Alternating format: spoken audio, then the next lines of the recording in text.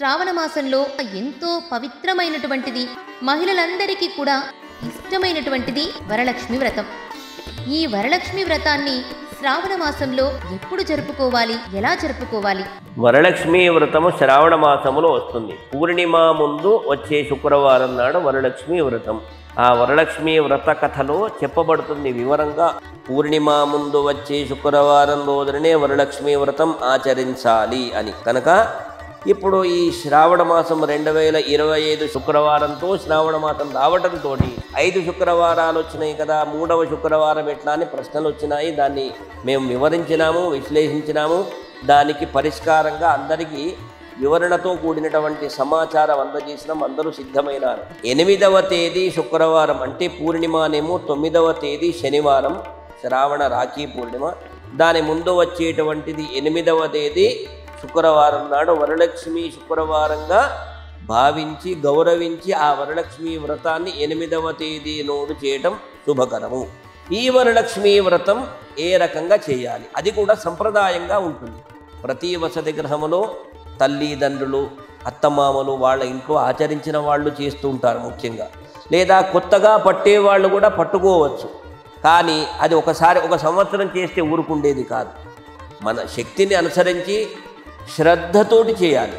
ఏదో ఆ నారికేళ ఫలము, ఏది పూర్ణ ఫలములో అమ్మవారిని అలంకరించి చక్కటి ఆభరణాలు వేసి చక్కగా మొలకెత్తినటువంటి ధాన్యములు, ఇది పెసర్లు శనగలను ఒక ముందు రోజు నానబెట్టి మొలక రాగానే పక్కన పెట్టి అమ్మవారికి ఇష్టమైనటువంటి గుడాన్న ప్రీతమానసాన్ని బెల్లపన్నం నివేదన, పాయసాలు, మధుర పదార్థాలు వండి వంటకాలు నివేదించడం ఇవన్నీ ఉంటాయి. ముత్తైదవులందరికీ కూడాను పేరంటాలు ఇవ్వాలి. అది శుభకరమే. కానీ వరలక్ష్మి వ్రతము రోజున సంప్రదాయంగానే చేయాలి. అంటే మన సంప్రదాయాలు ఉన్నప్పుడు ప్రతి వాళ్ళు చేసుకోవడం చేసుకోకూడదని ఎవరు చెప్పడానికి లేదు అధికారం. కానీ ఒకసారి చేస్తే వచ్చే సంవత్సరం చేయకపోతే మనసు చిన్నబోతుంది. ప్రతి ఇంటికి వెళ్ళండి, వరలక్ష్మి వ్రత పూజలో పాల్గొనండి. పేరంటం పసుపు కుంకుమ 10 ఆమెడలు వెళ్ళాలి. 10 మంది ఇళ్లకు 5 ఇళ్లకు వరలక్ష్మి శుక్రవారం నాడు ప్రతి శుక్రవారం నాడు పసుపు కుంకుమలు స్వీకరించి రండి.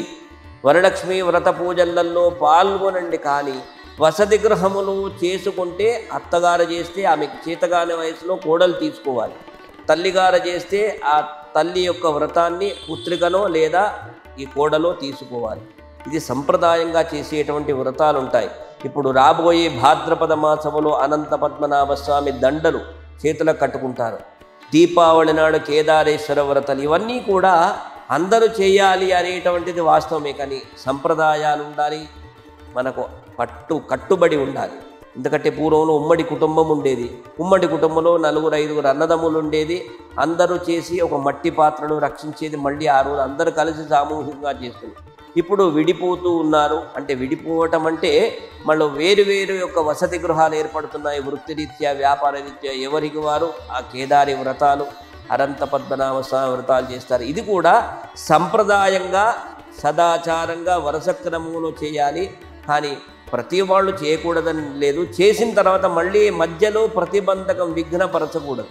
ఇక మనకు చేతనైనంతలో చేస్తూ వెళ్తూనే ఉండాలి. కాకపోతే ఓ సంవత్సరం శారీరక ఇబ్బందులైనవి, ఏదైనా కలిసి రాలేదు ఇంట్లో, ఏదైనా అనుకోని ఆటంకాలు, అనివార్య కారణాలు వస్తే అది వేరు. కానీ ఓ సంవత్సరం వాళ్ళు చేసినారు కదా నేను చేసుకుంటాను, ఆడంబరాలతో చేసేటువంటి ఆడంబరం అనేది వ్యక్తిగతం. ఆయన 10 స్వీట్లు పెడితే మనం 20 పెడతాం. ఆ 10, 20, 30 కలిపితే కడుపులో ఉండవు, వెళ్ళిపోతాయి. కానీ ఇవి శాశ్వత సౌభాగ్యము, శాశ్వత సుమంగళీయత్వము, దీర్ఘ సౌభాగ్యాన్ని కలిగించేది ఈ వ్రత పూజలు. అందుకే 108 వ్రతాలు ఉంటాయి. ఏ వ్రతం చేసినా కూడా నియమాలు పరిపాలించాలి. మన వంశాచారంగా చేసే వ్రతాలు కొన్ని ఉంటాయి. కొంతమందికి వ్రతాలు సంప్రదాయంగా లేకపోవడంతో పేరంటాలకు వెళ్ళవచ్చు, వ్రతం చేసుకొని ఇంటికి వెళ్ళవచ్చు. దర్శించుకొని ప్రార్థించుకొని చూచి ఆస్వాదించి చేతులు జోడించి నమస్కరించడం శుభకరము.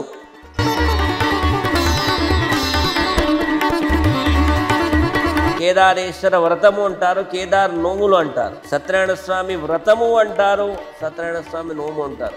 కొంతమందికి వాళ్ళ సంతానములో, వాళ్ళ వ్యాపారములో, వాళ్ళ కుటుంబములో క్షేమం జరగడంతో అందరిని పిలిపించుకొని ఇంటిలో పెద్ద మంటపం వేసుకొని వ్రతం చేస్తారు. కార్తీక మాసం, పావన కార్తీకములు. కొంతమంది ప్రతి ఏకాదశి జీవితాంతం చేస్తున్న వాళ్ళు ఉన్నారు. వాళ్ళు దేవతా మందిరం అంటూ మనకు ఒకటి ఉంటుంది. అక్కడ ఏం చేయాలి, 2 దీపాలు వెలిగించి నిత్య పూజ చేసుకుంటారు. నిత్యములో చేసే పూజలన్నీ ముగించిన తర్వాత ఆ సత్యనారాయణ స్వామికి అభిషేకం, నవగ్రహాలను గౌరవించాలి. ఏ పూజ చేసినా గణపతి గౌరీ పూజ, నవగ్రహ పూజ చేసి ఆ దేవతా మందిరములోనే సత్యదేవ వ్రతపు, అదే సత్యనారాయణ స్వామి నోము అంటారు, దాన్ని చేసుకుంటుంటారు. కనుక ఆ వ్రతము అనేనా నోమన్నా ఒకటే. కనుక నోము వేరే, వ్రతం వేరే కాదు. పరిభాషలో, పిలవటంలో, సంప్రదాయంలో ఆ రకంగా పరిగణించిన.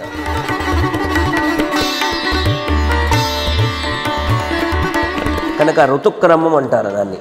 ప్రతి ఆడవాళ్లకు భగవంతుడిచ్చిన దానికి ఉన్నవాళ్ళు గురువార ఏకాదశి వ్రతం చేయాలి.